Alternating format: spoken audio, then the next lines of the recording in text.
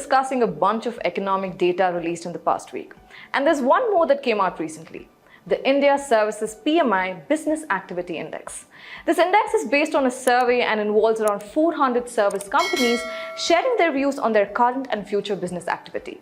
It covers various sectors like transportation, information, finance, insurance, real estate, and business services.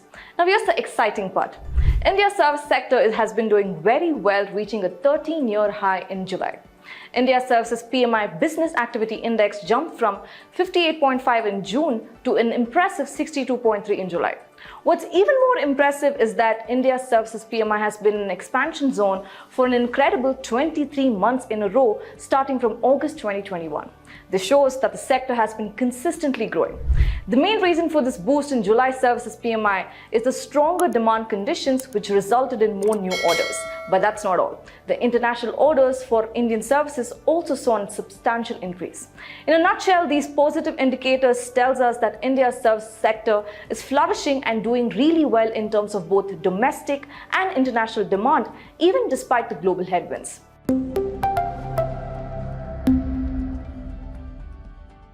In a significant move, the Indian government has recently imposed immediate restrictions on the import of laptops, tablets, and personal computers.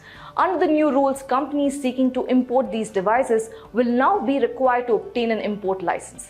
This move is aimed at promoting domestic production and decreasing reliance on imports, particularly from China, which currently accounts for more than half of India's laptop, tablet, and personal computer imports. Now, it's worth noting that India has also been spending trillions of rupees on importing electronic goods, making up around 1.5% of the country's total annual imports. The import value of finished electronic goods has shown a significant increase, growing 32% to 3.6 trillion rupees in fiscal year 22 from over 2.7 trillion rupees in fiscal year 20 as per government data. While this decision aligns with India's broader ambition of becoming a major electronics manufacturer, it may have some short-term impacts, particularly on the supply chain side.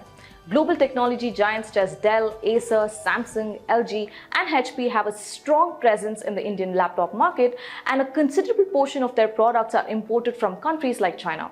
As the festive season approaches, which is a critical period for sales in the Indian market, the industry may face challenges in meeting the demand due to the import restrictions. This could potentially lead to delays in the launches of new PCs and laptop models in Indian markets, affecting consumers and businesses alike. The government's move, though aimed at boosting domestic production, could temporarily disrupt the availability of these electronic devices.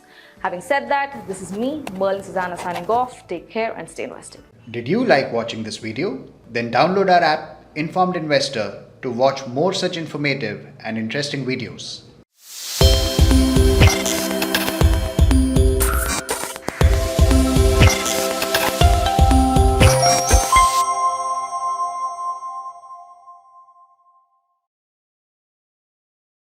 Equity investments are subject to market risk. Read all investment-related documents carefully.